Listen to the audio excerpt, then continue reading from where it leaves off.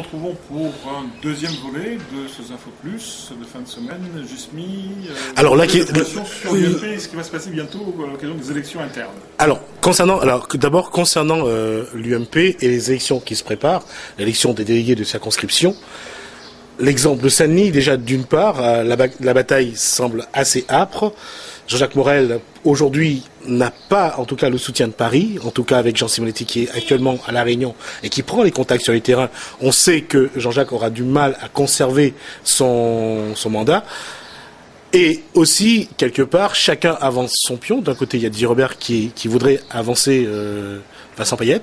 De l'autre, il y a également René-Paul Victoria qui voudrait qu'on compte aussi ses voix.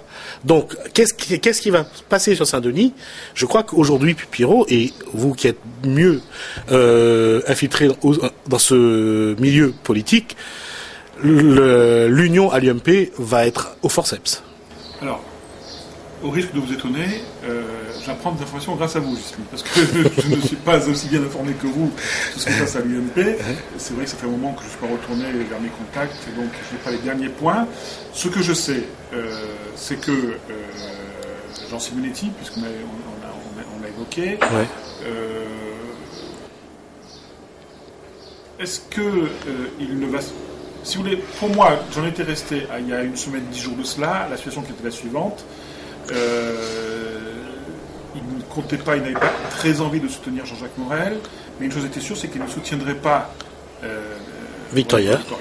D'accord. Ouais. Pour eux, Victoria, quand je dis pour eux, c'est Paris, c'est pas Simonetti précisément, c'est Paris. Victoria fait partie du passé. Il avait une opportunité en étant maire de garder sa commune, il ne l'a pas fait. Maintenant, place à d'autres personnes. Alors, vous m'informez, là, vous m'apprenez pour la position de Didier Robert. Je n'étais pas au courant de cette candidature et de ce soutien. Si tel était le cas, effectivement, ça pourrait jouer. Maintenant, il y a une chose qui est certaine, c'est qu'il s'agit d'un vote interne. Et pour moi, j'analyse cela en divisant ces voix. Ce sont des voix des militants, des gens qui ont payé leur cotisation pour être adhérents de l'UMP. Je divise ces voix en 3 parties. Je vous écoute. Une partie qui a été faite par René-Paul Victoria, dont on ne connaît pas le nombre, parce qu'il a agi de son côté un petit peu dans le monde, mais on ne sait pas très bien combien de militants... combien il pèse.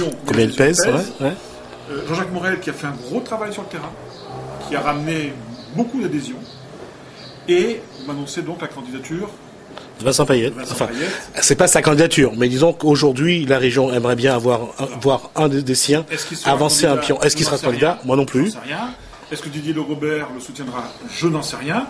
Mais même s'il était candidat et même s'il avait le soutien de Didier Robert, je prends un exemple, les adhésions faites par Jean-Jacques Morel, et je vous dis, elles sont assez nombreuses, a priori devraient, même malgré un soutien de Didier Robert, se porter sur Jean-Jacques Morel.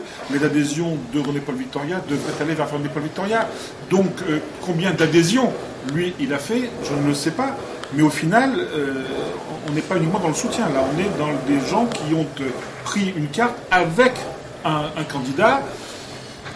Je ne sais pas. Honnêtement, je ne sais pas comment ça va tourner. Alors, ce qui veut dire que la tâche de Jean Simonetti est quand même complexe. Alors, comment faire l'union autour d'une rénovation en comptant, heureusement ou malheureusement, avec les voix de René-Paul Victoria, Jean-Jacques Morel, et comment ces deux-là vont s'effacer pour laisser la place à un jeune? De toute façon, c'est une élection à 2 tours.